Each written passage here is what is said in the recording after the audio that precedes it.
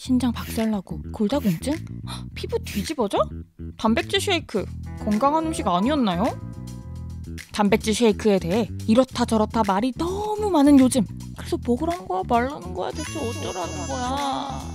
단백질 쉐이크에 대한 온갖 괴담들 진짜인지 스브스 뉴스가 시원하게 팩트체크했습니다. 괴담 1.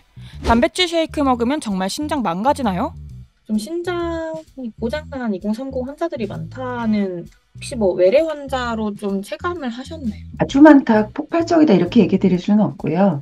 콩팥 기능 수치가 좀 이상이 있다던가 단백뇨가 보인다고 해서 오시는 분들이 계세요. 최근에 뭐 했냐 그러면 운동하면서 단백질 쉐이크를 과량으로 먹었다 이렇게 한 경우가 있고, 단백질 쉐이크 대부분은 인 함량이 높은 유청 단백질을 이용해서 만드는데 인은 돌성분이에요. 인이 소변에 농축되게 되면 신장 기능이 안 좋아지고 뼈나 혈관이 약해지는 합병증이 오기도 해요. 신장은 한번 나빠지면 재생할 수 없죠. 그럼 단백질 쉐이크 먹으면 안 되는 거 아니야? 건강한 성인이라면 크게 걱정할 필요는 없어요. 정상인의 경우에는 일정 수준의 고단백질을 문제없이 처리할 기능을 가지고 있어요. 하지만 이제 만성 신부전이나 신장 질환 등을 가진 기존의 질환자들에게는 전문의와 상의한 후에 단백질을 섭취하는 게 중요하겠죠.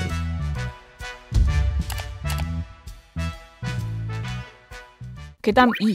단백질 쉐이크 먹으면 뼈가 삭나요? 뼈의 밀도나 강도가 감소하여 뼈가 쉽게 부러질 수 있는 상태를 흔히 골다공증이라고 하는데요. 단백질이 몸에 흡수되는 과정에서 산성물질이 만들어져요. 이 산성물질 때문에 뼈에 칼슘이 빠져나가 골다공증이 올 수 있다는 주장도 있었대요. 최근의 현대 연구 결과를 보면 칼슘 섭취가 극단적으로 부족한 상황이 아니라면 쉐이크 섭취로는 골다공증이 일어나지 않고 오히려 단백질, 칼슘을 같이 섭취하게 되는 경우가 많기 때문에 뼈 건강에 유리하다고 볼 수가 있을 것 같아요. 괴담 3. 단백질 쉐이크 때문에 여드름이 난다고요? 쉐이크 맨날 드시는 분들 뭐 뒤집어져 있고 하는 경우가 있잖아요. 잘 생각해보면 단백질 섭취하는 것 자체가 피부 트러블의 주 원인은 아니에요. 단백질은 피부를 구성하는 콜라겐을 만드는 주 원료거든요. 문제는 유청 단백질입니다. 유청 단백질을 섭취 후 발생하는 IGF-1이 여드름을 발생시킬 수 있거든요. 하지만 섭취를 중단하면 개선되는 경우가 많고 분리유청이나 식물성 단백질로 대체하는 방법도 있죠. 그렇다면 자연스럽게 드는 의문, 쉐이크 포함 하루에 단백질을 얼마나 먹어야 적당량이죠? 일반적으로 성인의 경우 단백질 하루 권장량은 체중 1kg당 0.8g입니다. 최대 2g을 넘지 않는 게 중요하고요. 예를 들어 55kg 성인 여성이라면 단백질 44g 정도가 적정량, 단백질이 15g 든 쉐이크를 먹었다면 견과류 한 줌, 퀴노아 반컵, 달걀 1개, 두부 100g 이런 식으로 단백질을 채우는 게 좋대요. 다만 사람마다 건강 상태, 활동량 등이 다르니 식사와 쉐이크 비중을 어떻게 둘 것인가를 딱 정해주기는 어려워요. 계산식을 활용하되 자세한 건 전문가와 상담하는 걸 추천합니다. 또 다른 궁금증, 식사 대용으로 단백질 쉐이크를 먹어도 괜찮은 걸까요? 일시적 부분적으로는 가능할 수 있지만 이건 완전한 식사는 아니에요. 영양학적으로 단백질 쉐이크는 지방, 비타민, 무기질, 식이섬유 등이 부족한 식품인 거거든요. 그러니까 단백질 쉐이크에 탄수화물, 식이섬유 등을 따로 추가해 영양학적으로 완전한 식사 형태를 갖추는 게 중요합니다. 요즘 혈당 잡는다고 야채나 단백질부터 먹는 분들 많잖아요. 단백질 쉐이크도 어쨌든 단백질이니 혈당을 잡아줄 수 있지 않을까요? 제품에 따라서 혈당이 올라갈 수 있어요. 탄수화물 함량이 어느 정도 돼 있는지 확인해서 선택하는 것도 중요할 것이고, 음식으로 모든 걸 해결하려고 하지 말고 신체 활동이라든지 운동을 통해서 혈당 스파이크를 예방하는 게 가장 중요한 거겠죠. 자, 정리하자면 인터넷에 떠도는 단백질 쉐이크 괴담은 건강한 성인이 자신에게 맞는 단백질 종류로 적당히 챙겨 먹는다면 크게 걱정하지 않아도 됩니다. 단백질 쉐이크는 계산식을 이용해서 적정 섭취량 내로 활용하고 식사 대용으로 먹어도 되나 부족한 영양소를 채워주면 좋고요. 또 혈당은 식후 산책으로 제대로 잡는 걸 추천합니다. 우리 모두 올바른 프로틴 라이프를 즐기자고요. 또 다른 건강 상식이 궁금하다면 댓글에 적어주세요.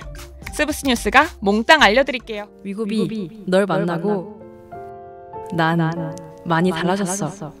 꿈의 다이어트 약으로 불리는 위굽이가 지난주 국내에 상륙했습니다.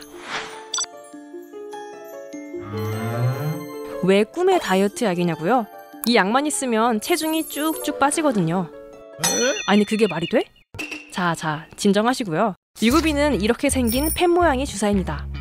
일주일에 한 번 환자가 스스로 주사를 몸에 꽂아 약을 투여하는 방식이죠. 미국에서 2021년 처음 출시돼서 할리우드 스타, 대기업 총수까지 위고비를 애용한 것으로 유명합니다. 미국에는 그야말로 위고비 열풍이 불었는데요. 바로 그 위고비가 미국 출시 3년 만에 한국에 들어온 겁니다. 위고비의 체중 감량률은 평균 약 15%로 현재 국내 비만 치료제 시장의 약 3분의 1을 차지하는 치료제 삭센다보다도 월등히 높은 감량 효과를 보입니다. 체중이 100kg인 사람이 용법에 맞게 약을 투여했을 때 삭센다는 약 8kg이, 위고비는 약 15kg이 빠지는 셈이죠. 약 하나로 어떻게 체중이 이렇게 줄 수 있는지 저도 참 궁금했는데요. 간단하게 말하면 우리가 평소보다 먹는 양을 줄여서 체중을 줄이는 원리입니다. 위고비의 약성분이 우리가 음식을 먹고 포만감을 느끼도록 하는 호르몬을 흉내는 거거든요. 즉 약을 통해 식욕은 억제하고 포만감을 높여 식사량과 체중을 줄이는 것이죠. 이제 한국에서도 누구나 이 꿈의 약을 바로 구매할 수 있게 된 건 아닙니다. 국내에 벌써 품귀 현상이 나타나 구하기도 쉽지 않을 뿐더러 위고비는 전문 의약품으로 의사의 처방이 있어야만 구매가 가능하거든요.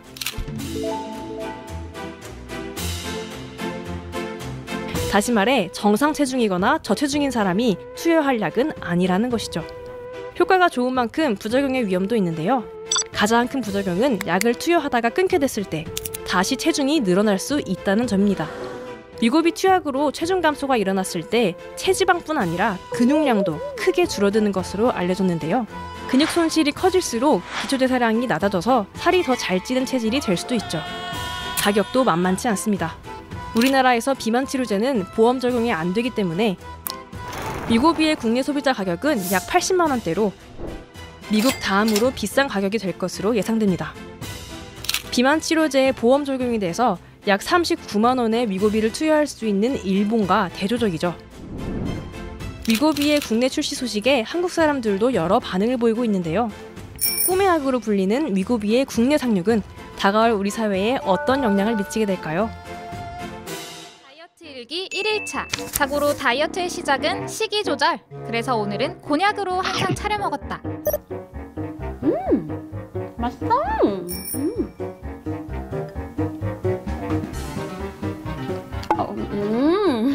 맛있어요. 근데 먹고 나니 속도 좀 더부룩하고 소화도 잘 안 되는 듯하다. 그런데 난 나뿐만이 아니었다. 요 곤약 식품을 먹은 후 증상으로 소화하는 사람이 이렇게나 많다니. 위 경련이 일어나고 소화가 전혀 안 돼서 한 2, 3일은 진짜 물밖에 못 먹었었던 것 같아요. 배가 너무 아프고 온몸이 차가워지고 토를 계속했어요. 이제 화장실 가가지고 헛구역질 같은 것도 좀 나오고. 심지어 실곤약을 먹고 입원했다는 사람도 있는데 왜 이런 증상이 나타나는 걸까?